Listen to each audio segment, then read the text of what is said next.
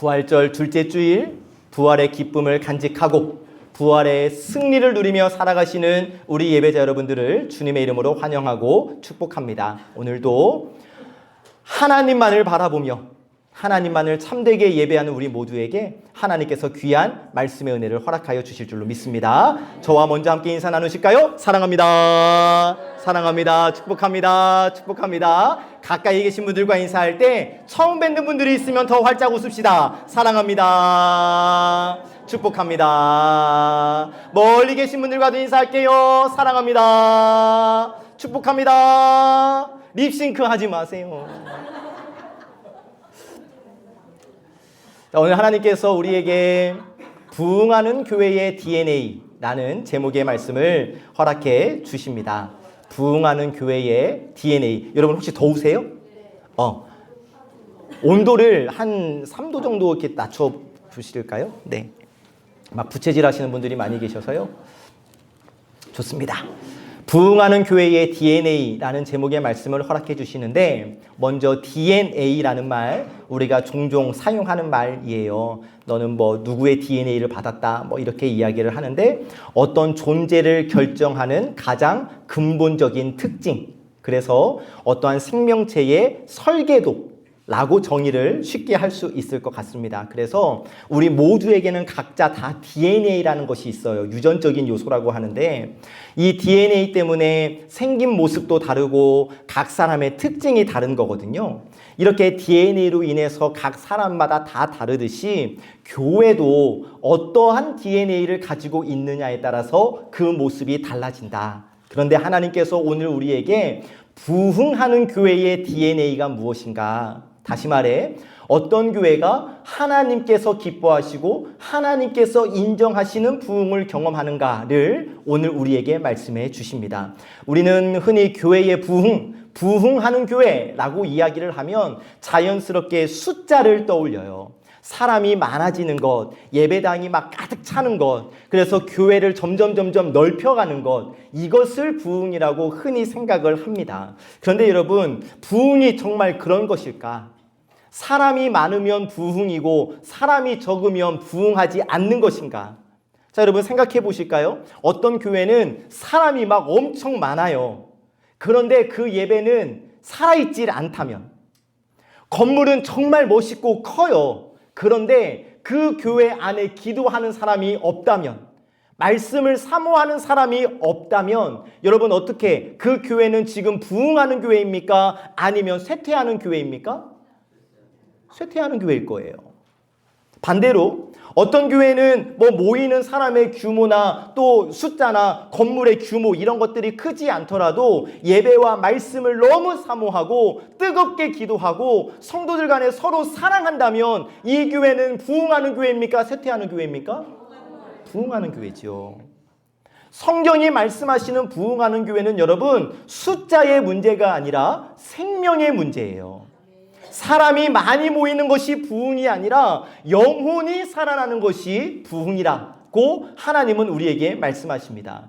그래서 하나님은 오늘 우리 초대교회를 우리에게 보여주시는데, 여러분 사도행전에 나타나는 초대교회는 흔히 요즘 사람들이 말하는 부흥의 조건을 갖추고 있는 교회들이 아니었어요.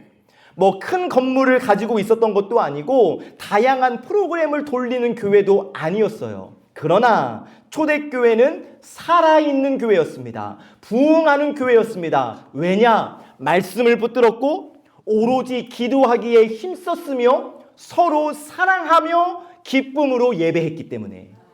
그리고 그 결과가 무엇이냐? 주께서 구원받는 사람을 날마다 더하게 하시니라. 목사님, 여기도 사람이 날마다 더해졌다고 하는데요? 그런데 어떤 사람이에요? 구원받는 사람을 날마다 더하게 하셨어요. 단순히 사람이 많아진 게 아니에요. 구원받는 사람이 더해진 거예요. 즉 영혼이 살아나는 일이 계속해서 일어났다는 겁니다. 그래서 성경이 말씀하시는 부흥은 숫자가 아니라 생명이다. 생명이 살아날 때 하나님께서 구원받는 사람을 더하게 해주시는 겁니다. 지난주일 우리는 부활주일을 보냈고, 그와 함께 우리 송암교회 창립 46주년 기념주일 예배로 함께 드렸어요. 부활의 기쁨과 교회의 생일을 누리는 너무나도 기쁜 날이었는데, 여러분, 고백으로 지난 주일에 제가 정말 기뻤던 것은 뭐냐면 우리 교회 전 세대 예배 드린 인원이 103명이었다는 거예요. 개수된 인원만 103명, 출석부에 체크된 인원이 103명. 저에게는 너무나 기쁜 일이었어요. 왜냐? 오랫동안 하나님 세 자리 한번 찍고 싶습니다가 제 기도 제목 중 하나였거든요. 그런데 그 세 자리를 찍게 되었으니 제가 얼마나 기뻤겠습니까? 그런데 그 기쁨이 오래가지 않았어요. 왜냐? 좋다, 기쁘다고 생각하자 영적인 공격들이 밀려오는 거예요. 마음이 무거워지고 마음이 무너지는 일, 머리가 복잡한 일, 뭐 하나를 해결하니까 또 나오고, 뭐 하나를 해결하니까 또 나오고, 아하, 사탄 마귀가 공격하는구나 는 것을 제가 깨닫게 되었습니다. 제가 교육전도사부터 24년, 25년째 지금 교역자 생활을 하고 있는데 그간 20여 년의 생활 중 두 번째로 힘든 기간이었어요. 그렇게 힘들어하고 있는데 수요일 아침 예배 마치고 기도하는데 하나님께서 제 마음에 감동을 주셨어요. 기쁘냐? 좋냐? 그러면서 기쁨에 도취하지 말아라.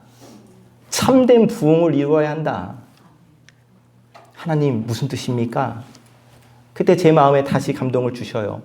103명 모여서 좋아할 것 아니라 그 103명의 신앙이 살아나는 것이 중요하다. 예배 드리는 사람, 예배당에 앉아있는 사람 늘어난 것이 중요한 것이 아니라 기도하는 사람 늘어나는 것이 중요하다. 교회에 오는 사람 많아지는 것이 중요한 것이 아니라 하나님을 사랑하는 사람 많아지는 것이 중요하다는 하나님의 마음을 알려주셨습니다. 아하, 맞아요. 부흥은 숫자가 아니라 생명이었어요. 그냥 앉아있는 사람이 늘어나는 것이 부흥이 아니라 구원받는 사람의 수가 날마다 더해지는 것이 부흥이라는 깨달음을 하나님께서 다시 한번 저에게 허락해 주셨습니다. 그래서 묵상하는 가운데 오늘 사도행전 2장 42절 47절의 말씀을 주시면서 송암교회는 부흥해야 한다. 하나님께서 원하시는 부흥이 따로 있다 라고 말씀하시면서 부흥하는 교회의 DNA를 알려주시고 오늘 우리에게 그 DNA를 심어주시기를 원하십니다.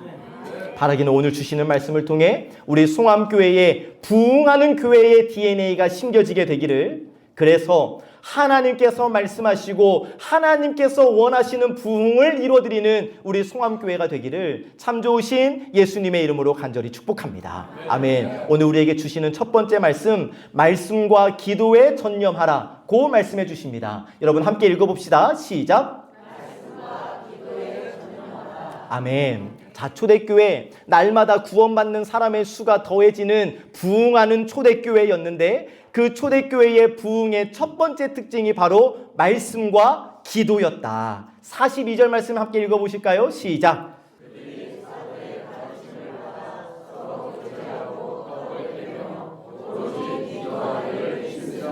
아멘. 여러분, 초대교회가 막 부흥을 경험했는데 초대교회를 설명해 주시면서 하나님께서 가장 먼저 무엇을 말씀하시냐면 사도의 가르침을 받았다, 말씀을 받았다라는 거예요. 초대교회는 가장 먼저 말씀을 붙들었다는 거예요. 그리고 마지막 줄 오로지 기도하기를 힘썼습니다. 무슨 말씀이냐면 여러분, 초대교회의 부흥은 어떠한 프로그램에서 시작된 게 아니에요. 사람을 모으는 전략으로 시작된 게 아니었고 말씀과 기도로 시작했어요. 이것이 바로 말씀과 기도가 바로 부흥하는 교회의 DNA, 우리 교회의 가장 중요한 DNA라는 사실입니다. 많은 교회들이 부흥을 꿈꿉니다.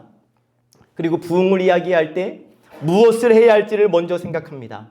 어떤 행사를 할까? 어떤 프로그램을 만들어야 할까? 어떤 새로운 사역을 해야 할까? 그래서 여러분, 목사님들이 자주 드나드는 어떠한 사이트를 들어가 보면 거기에 엄청난 세미나들이 있습니다. 전도 전략 세미나, 선도 양육 세미나, 어쨌든 뭐가 많아요. 저도 많이 다녔고 많이 수료했습니다. 물론 필요할 수도 있어요. 그러나 프로그램을 앞세우는 것이 아니라 교회가 진정 하나님이 원하시는 부흥을 경험하기 위해서는 가장 먼저 말씀과 기도를 앞세워야 한다는 거예요. 왜냐? 여러분, 부흥은 사람이 만들어내는 것이 아닙니다. 부흥은 하나님께서 주시는 거예요. 그래서 초대교회는 가장 먼저 하나님 앞에, 하나님의 말씀 앞에 섰던 것이고 하나님의 이름을 불러 기도했던 거예요. 여러분, 우리의 신앙도 마찬가지예요. 우리의 신앙이 살아날 때를 생각해 보시면 여러분, 언제 신앙이 살아나던가요? 내가 말씀을 붙들 때, 말씀을 가까이 할 때 우리의 신앙이 살아납니다. 기도할 때 우리의 영혼이 살아납니다. 무슨 의미입니까? 내 신앙의 부흥, 더 나아가 우리 교회의 부흥은 어떠한 거창한 것에서 시작하는 것이 아니라 말씀과 기도라는 가장 기본적이지만 가장 근본적인 것에서부터 시작된다는 사실. 여러분, 혹시 예배드려도 은혜가 되지 않을 때가 있어요. 솔직히 있잖아요. 내 믿음이 왜 이러지? 기도가 잘 안 돼? 나 시험 들었나 봐. 이런 생각이 들 때가 있어요. 그런데 여러분, 그때 천천히 한번 생각해 보세요. 내가 말씀에서 멀어진 것은 아닌가? 내가 기도를 게을리했던 것은 아닌가? 그럼 대부분 맞아요. 자, 그럼 어떻게 해야 돼요? 예배 자리에 앉아있기는 하지만 감동과 은혜가 없고 기도를 하기는 하지만 그 어떤 기도의 능력을 누리지 못할 때, 그렇다면 말씀으로 돌아가야 하는 것이고 더욱더 기도를 붙들어야 하는 거예요. 그래야 우리의 믿음과 신앙이 살아나기 시작하는 겁니다. 마치 말라있던 땅에 물이 스며들면 조금씩 생명이 살아나게 되는 것처럼 여러분, 말씀과 기도가 우리의 신앙과 우리의 믿음을 살리는 생명의 통로인 줄 믿으시기를 주님의 이름으로 축복합니다. 식물이 말이죠, 물이 없으면 다 말라 죽잖아요. 마찬가지예요. 여러분, 우리의 영혼도 말씀과 기도가 없으면 메마르게 되는 거예요. 그러나 말씀과 기도가 공급되면 다시 살아날 수가 있는 거예요. 그래서 초대교회는 말씀으로 가르침을 받았고 오로지 기도하기에 힘쓴 겁니다. 오로지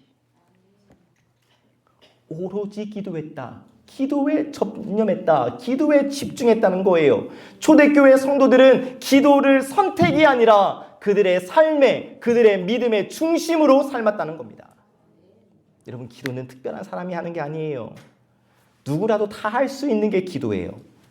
아침 예배에 나올 수 있는 사람만 기도하는 게 아니에요. 우리 모든 송암의 성도들이 기도를 붙잡아야 하는 거예요.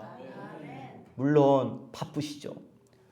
압니다. 해야 할 일도 많고 생각할 것들도 많고 그러다 보니까 기도를 미뤄둬요. 그러다 보니까 백날 말씀을 읽으셔야 합니다. 말씀을 기준으로 살아야 합니다. 큐티하세요. 말씀 묵상하세요. 말씀 드려도 일주일 동안 성경책 한번 들여다보지를 않아요. 어쩌다 시간이 남으면 기도 한번 해볼까. 그러나 초대교회는 바쁜 가운데서도 말씀과 기도를 놓치지 않았어요. 그리고 그 결과 교회가 살아나기 시작한 거예요. 그러면 이제 이런 생각이 들 수도 있어요. 아니, 목사님, 저는 기도 정말 열심히 하는데요. 목사님, 저는 말씀 진짜 하루도 거르지 않고 맨날 묵상하는데 왜 저에게도 힘든 일이 찾아오고 왜 저도 시험에 들려고 하는 거죠? 왜겠어요? 잘하고 있으니까 사탄 마귀가 샘나가지고 찔러대는 거죠. 그럴 때는 어떻게 해야 합니까? 더 기도에 전념하는 거예요. 오로지 기도에 힘쓰는 거예요. 더 말씀을 붙드는 거예요. 어떻게든 기도하지 못하게 하려고, 어떻게든 말씀을 멀리하게 하려고 사탄 마귀가 막 우리를 공격해 오거든요. 제가 일주일 사이에 경험한 게 그거예요. 어떻게든 저 무너뜨리려고 지금 난리가 난 것 같아요. 어떻게든 우리 교회 그만 성장하게 하려고 지금 난리가 난 것 같아요. 어떻게 해야 돼요, 여러분? 어떻게 하시겠습니까? 넘어지시겠습니까? 마귀에게 끌려가시겠습니까? 아니요. 이럴 때일수록 우리는 더 말씀에 집중하고 더 기도해야 하는 거예요. 사탄 마귀의 밥 될 수는 없잖아요. 우리가 여기까지 어떻게 왔는데, 우리에게 하나님이 주신 꿈이 있는데 더욱 말씀과 기도에 전념해야 하는 겁니다. 여러분, 교회의 부흥은 멀리 있는 이야기가 아니에요. 목사님이 할 일이 아니에요. 교회의 부흥은 내가 말씀을 붙들고 내가 기도할 때 시작이 되어지는 겁니다. 그래서 교회의 부흥은 교회의 이야기이기 이전에 나의 이야기가 되는 거예요. 나 한 사람의 말씀 묵상과 나 한 사람의 기도가 송암교회의 부흥의 시작이 될 수 있음을 믿으시기를 바랍니다. 그래서 결단하셔야 돼요. 여러분, 말씀 앞에 서시기를 주의 이름으로 축복합니다. 기도하시기를 주님의 이름으로 축복합니다. 다른 거 다 못해도 돼요. 말씀, 기도는 절대 놓치지 마세요. 그때 하나님께서 우리 송암교회에 하나님께서 기뻐하시는 부흥을 허락하여 주실 줄로 믿습니다. 두 번째로 나눔과 섬김으로 하나가 되라고 말씀하십니다. 함께 읽어봅시다. 시작. 아멘. 날마다 구원받는 사람의 수가 더해졌던 초대교회의 두 번째 특징은 나눔과 섬김. 44절, 45절 말씀 읽어보실까요? 시작.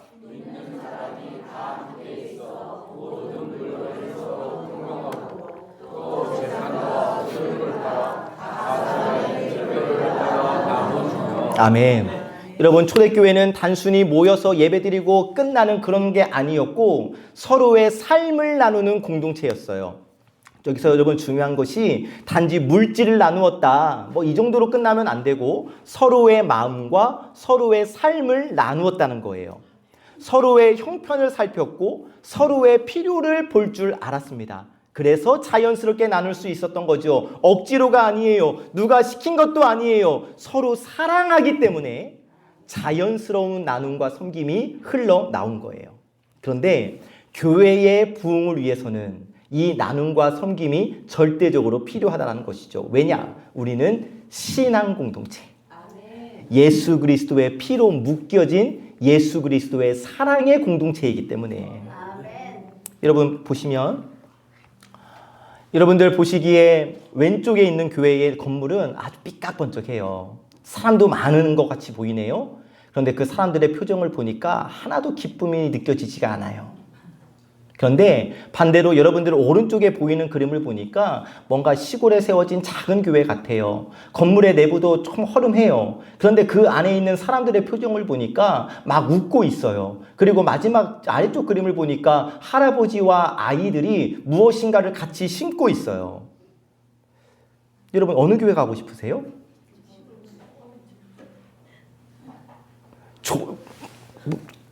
답 정로죠. 답은 정해져 있어요. 여러분, 막 건물 좋고 설교도 좋고 시설도 좋고 막 프로그램 어마어마하게 돌아가고 이런 교회를 사람들이 찾는 경향이 있기는 하지만 요즘 시대가, 그러나 여러분, 그것도 중요한 부분일 수는 있겠지만 더 중요한 것은 서로 사랑하고 서로 이해하고 서로 배려해주고 서로 기다려주고 서로를 보면 막 웃음이 나오고 이런 교회가 더 행복한 교회 공동체 아니겠어요? 우리가 신앙생활을 하면서 때로는 상처를 받을 때가 있어요. 누군가의 말 한마디에 마음이 상할 때도 있어요. 내 기대를 채워주지 않아서 섭섭한 마음이 들 수도 있어요. 근데 여러분, 바로 그때 누군가가 나에게 다가와서 따뜻하게 말 한번 건네주고 내 마음을 이해해주고 함께 해준다면 내 마음이 다 풀리고 열리게 되는 것 아니겠어요? 이거예요, 여러분. 교회의 부흥은 어떤 거창한 것에서 시작하는 것이 아니라 서로를 향한 작은 사랑에서 시작되는 겁니다. 어떻게 해요? 서로 인사하는 것.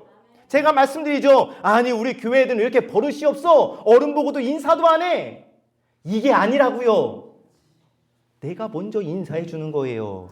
내가 먼저 하이파이브 해주는 거예요. 여러분, 그게 교회의 부흥이에요. 서로를 기억해 주는 거. 아이, 지난주에 아팠었는데 어떻냐고. 심지어 누가 좀 머리 헤어스타일 좀 바꿔왔으면은 어머, 헤어스타일 너무 예쁘다고. 서로 힘든 일이 있으면 서로를 위해 기도해 주는 것. 여러분, 이것에서 교회의 부흥이 시작된다고요. 또 여러분, 누군가가 우리 교회에 소문을 들었어요. 녹양동에서는 송암교회가 제일 좋다. 녹양동에서는 대한민국에서 송암교회 담임 목사가 제일 잘생겼다. 자, 이런 소문을 듣고 어쨌든 소문을 듣고 우리 교회에 신앙생활을 하러 왔다고 했을 때 아니 내가 지금 이 송암교회 소문을 듣고 송암교회에서 처음 예배 드리러 왔는데 아니 이분들이 대체 나를 언제 봤다고 나에게 환하게 웃어주고 환하게 인사해주고 가장 좋은 자리를 안내해주고 또 예배와 말씀을 통해서 은혜를 받고 그렇게 좋은 인상을 가지고 다음 주에 또 방문했는데 어머 지난주에 오셨다는데 또 오셨네요라고 나를 기억해주고 반갑게 맞이해준다면 그분은 우리 교회 계속 와요 안 와요? 와요.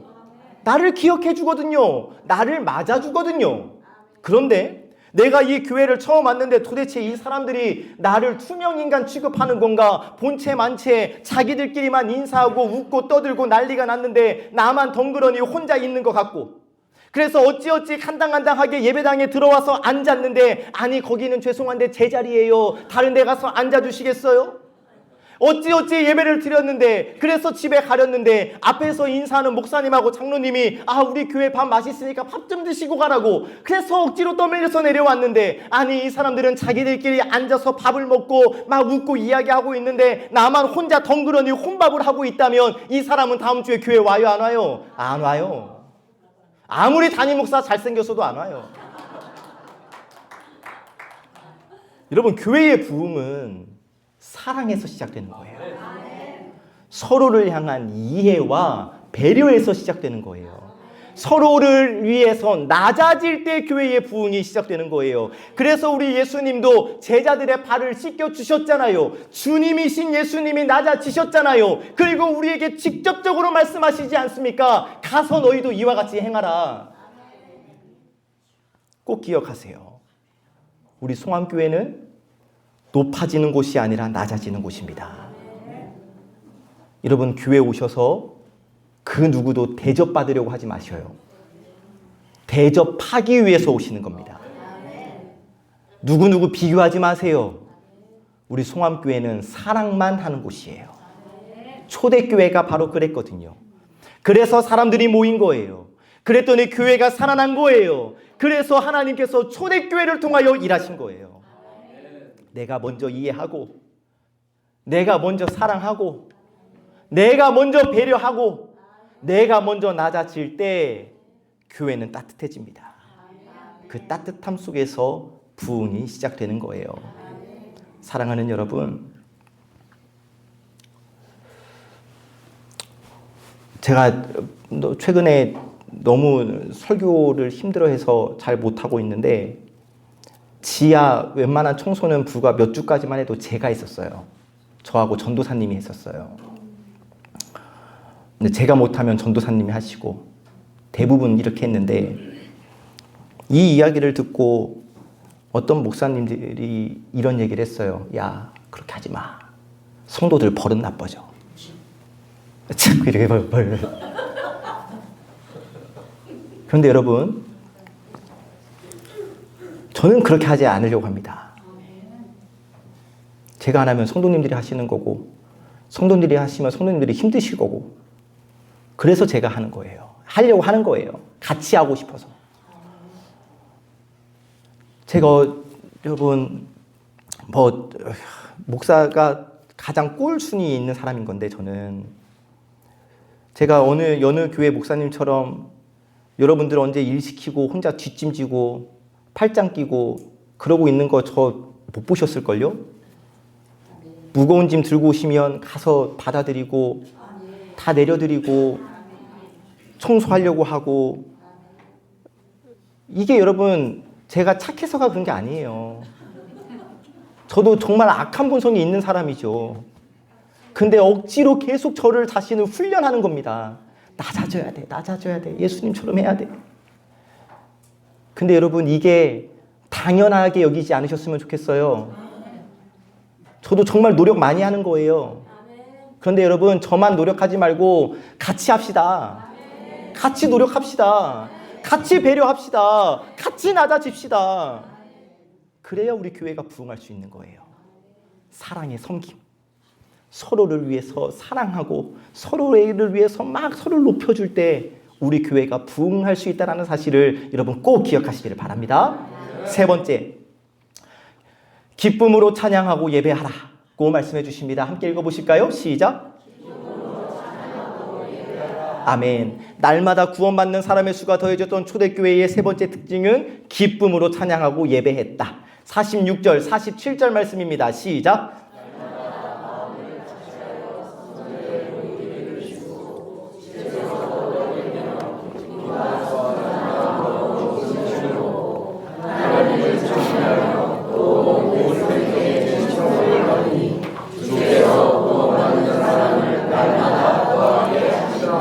아멘. 기쁨이 있었대요.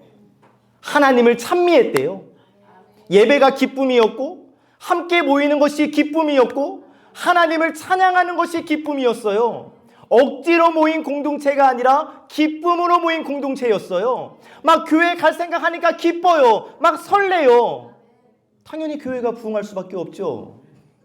교회 가는 것이 기쁘고 설레니까 살아있는 예배를 드릴 수밖에 없죠. 기쁨으로 하나님을 찬양할 수밖에 없죠. 여러분, 우리의 믿음과 우리의 신앙이 살아날 때 막 행복할 때를 생각해 보면 그래요. 예배가 기쁠 때 신앙이 살아나요. 찬양이 막 마음에 넘쳐날 때, 울릴 때 우리의 믿음과 신앙이 살아나요.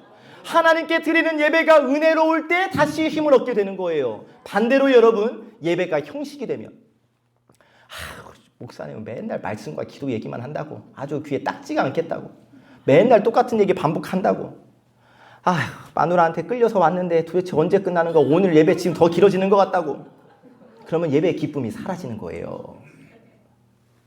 여러분, 예배의 기쁨을 누리시기를 주님의 이름으로 축복합니다. 그럼 어떻게 하는가? 마음의 준비가 될 때 예배의 기쁨이 살아나요. 예배 드리기 전이 중요해요, 여러분. 예배 드리기 전에 하나님을 기대하는 마음이 있을 때 예배가 살아납니다. 여러분, 한 주간을 돌아봤을 때 하나님의 은혜가 아닌 것이 하나도 없다고 우리 장로님 고백하셨고, 정말 하나님은 참 대단하신 게 일부 예영 선생님 기도하실 때도 장로님하고 똑같은 내용으로 기도했거든요. 맞아요. 돌아보면 하나님의 은혜가 아닌 것이 하나도 없어요. 여러분, 이것의 은혜에 대한 감사의 마음이 있을 때 예배가 살아나요. 그래서 예배 전이 중요합니다. 예배 드리기 10분 전에 20분 전에 꼭 일찍 오셔서 이 십자가를 바라보면서 하나님, 이 예배를 통하여 나를 만나 주시옵소서. 주보에 여러분 미리 안내된 성경 말씀, 그리고 토요일마다 제가 말씀 문자 보내드리잖아요. 그 성경 말씀 읽으면서 미리 읽어보시고, 이 말씀을 통해 오늘 나에게 하나님이 어떠한 은혜를 주실까? 한 주간 하나님께서 나를 지켜주셔서 제가 이 자리에 나왔으니 하나님 이 시간에도 나에게 은혜를 더하여 주시옵소서 라고 예배를 시작하면 그 예배는 엄청난 기쁨이 됩니다. 반대 얘기할까요? 예배 시작이 다 됐는데 냄새를 맡으니까 맛있는 냄새가 올라와요. 오늘 반찬은 뭘까? 선교 회비는 어떨까? 옷이 잘 어울리네 마네. 어머 빠마 어디서 했어? 여러분, 그 예배 어떨 것 같으세요? 아무리 대단한 설교자가 와도 그 예배는 은혜 못 받아요. 확신합니다. 예배 전의 모습과 마음이 정말 중요한 거예요. 또 찬양을 드릴 때도 그래요. 우리 교회는 지금 잘하고 있으니까 지금처럼 하셔요. 무슨 말씀이냐면 모르는 찬양이 나와도 입술을 여셔요. 요즘 젊은 애들 찬양은 하나도 아는 게 없다고, 찬송가를 부르려야지 무슨 찬양을 부르냐고. 여러분, 그렇게 마음 먹는 순간 내 은혜는 싹 도망가요. 그러나 모르는 찬양일지라도 그 가사의 내용을 바라보면서 하나님, 이 찬양의 내용이 너무 좋네요. 노래 리듬은 못 따라가도 입술을 열어가면서 그 찬양을, 가사를 내 믿음의 고백으로 드리면 하나님께서 은혜를 쏟아 부어 주시는 거예요. 그리고 예배가 기쁘면, 찬양이 기쁘면 내 개인의 신앙을 넘어 우리 공동체 전체가 변화되어지게 되는 겁니다. 여러분, 생각해 보세요. 서로 기쁨으로 예배하고 찬양해서 서로 은혜를 받으면, 여러분, 예배 마치고 갈 때 막 서로 웃음꽃이 피지 않겠어요? 어머 권사님, 어머 장로님, 어머 집사님, 집사님도 은혜 받으셨네. 나도 은혜 받았는데 할렐루야. 그런데 예배 때 은혜 못 받으면 어떻게 돼요? 나가면서도 얼굴이 울그러불그러 해가지고 막 화를 내고 짜증내고, 여기 쓰레기 왜 안 치웠냐고, 빨리빨리 빗기라고, 나 가야 하는데 바쁜데, 이 앞사람은 이렇게 반찬 늦게 푸냐고, 난 배고픈데. 예배 때 은혜 받았다 못 받았다? 못 받았죠. 그러니까 그런 분들 보면 여러분, 긍휼히 여기시기 바랍니다. 왜냐? 나 은혜 못 받았어 라고 소문내고 있는 거니까. 기쁨으로 예배를 드리면 은혜 받고, 은혜 받으니까 얼굴에 미소가 생기고, 인사가 따뜻해지고, 서로를 향해 마음이 열리고, 이렇게 예배의 기쁨은 공동체의 분위기까지 바뀌게 되는 거고, 그렇게 기쁨으로 찬미하고 예배하니까 어떻게 돼요? 온 백성에게 칭송을 받았대요. 아하, 교회 안에만 기쁨이 있는 것이 아니구나. 교회 밖에도 좋은 영향력을 주게 되는구나. 사람들에게 칭송을 받는 교회가 되는구나. 왜요? 기쁨으로 예배하고 기쁨으로 찬양하니까. 그리고 그 결과 주께서 구원받는 사람을 날마다 더하게 하시니라. 아하, 부흥은 기쁨이 있는 예배, 살아있는 찬양에서 시작되는구나. 하나님을 향한 감사가 살아날 때 교회는 부흥하기 시작하는구나. 그래서 사랑하는 여러분, 우리 교회가 다시 예배의 기쁨을 회복하시기를 주님의 이름으로 축복합니다. 하나님 앞에 서게 되는 것이 가장 기쁜 일이 되시기를 주님의 이름으로 축복합니다. 그리하여 하나님을 향한 감사가 우리의 삶 속에 살아나게 되어지기를 참 좋으신 예수 그리스도의 이름으로 간절히 축복합니다. 아멘. 말씀을 정리합니다. 초대교회의 부흥은 환경이 아니었어요. 말씀과 기도, 나눔과 섬김과 사랑, 예배와 찬양. 특별한 거 없어요. 가장 기본이었어요. 우리도 이 기본을 회복합시다. 이 부흥의 DNA가 우리 송암교회 위에, 송암교회 모든 성도들 위에 심겨지게 되기를 주님의 이름으로 축복합니다. 그러면 왜 우리 교회가 부흥해야 합니까? 이 질문이에요. 우리 송암교회가 부흥하면 나한테 뭐가 유익인데? 혹자가 이런 이야기를 했어요. 교회의 부흥은 목사들의 꿈이라고? 목사들 사례비 많이 받아지니까 그래서 목사들이 부흥하는 거라고? No. 적어도 저는 no. 교회가 부흥하면 여러분들이 좋은 거예요. 왜냐? 교회의 부흥은 나의 믿음, 나의 신앙과 연결되어져 있거든요. 여러분, 교회가 살아나면, 수적 부흥 아니에요. 교회가 살아나면 예배도 살아나요. 예배가 살아나면 내가 은혜 받아요. 내가 은혜 받으면 나의 신앙이 살아나는 거예요. 교회가 건강해지면 우리 교회가 따뜻해져요. 교회가 따뜻하니까 계속 오고 싶어요. 막 서로를 보면 너무 행복해. 세상 사람들, 학교에서, 직장에서 정말 사람 보면서 찌들어 살아왔었는데 교회에 우리 송암 성도들 보니까 너무 행복해. 이거예요, 여러분. 교회의 부흥은 결국 내 신앙의 유익으로 이어지는 겁니다. 그러니까 교회가 부흥하면 하나님 좋아하시는 건 당연한 거고 나에게 유익이 되는 거예요. 여러분들의 신앙의 유익을 위해 부흥을 꿈꾸시기를 주님의 이름으로 축복합니다. 그런데 그 부흥은 멀리 있는 이야기가 아니라 바로 나로부터 시작한다는 사실. 제가 송암교회에 첫 설교하러 왔을 때 2022년 2월에 제가 이 말씀 드렸어요. 여러분, 부흥은요, 오늘 집에 돌아가셔서 볼펜으로 삥 굴러서 원을 한번 그려보세요. 아니, 지금 여러분들 앉은 자리에서 원 한번 그려보세요. 지금 빨리 한번 해보세요. 원. 부흥은 여기서 시작하는 거예요, 여러분. 무슨 말씀이냐면 부흥은 내가 앉아있는 바로 이 자리에서 부흥이 시작되는 겁니다. 옆 사람 뭐 상관없어요. 내가 앉아있는 자리에서 내가 하나님을 진심으로 예배하면 부흥은 바로 이 자리에서 시작되는 거예요. 여러분들이 앉아있는 바로 그 자리에서 하나님께서 원하시는 부흥이 일어나게 되기를 예수 그리스도의 이름으로 간절히 축복합니다. 여러분들로 인하여, 나로 인하여 송암교회가 부흥하고 발전하고 성장하고 성숙해가는 교회가 되어지게 되기를 참 좋으신 예수 그리스도의 이름으로 간절히 축복합니다. 합시다. 마지막으로 여러분, 서로에게 섭섭해했던 것들, 서로를 오해했던 것들, 여러분 오늘 다 좀 내려놓으시면 어때요? 진짜로 여러분. 이게 뭐 오늘 이후로 그때 어쨌네 하지 말고 우리 오늘 싹 백지로 만들고 같이 한번 나가보는 건 어때요?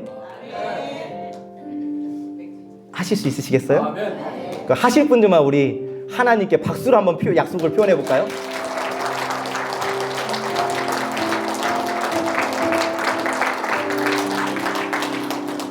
제가 보진 않았어요. 그런데 바로 나로부터 말씀과 기도, 나눔과 섬김, 사랑, 예배와 찬양이 회복되어져서 우리 송암교회가 정말 하나님께서 원하시는 부흥을 이루어드리게 되기를 예수님의 이름으로 축복합니다. 우리 주신 말씀 마음에 새기며 자리에서 일어나셔서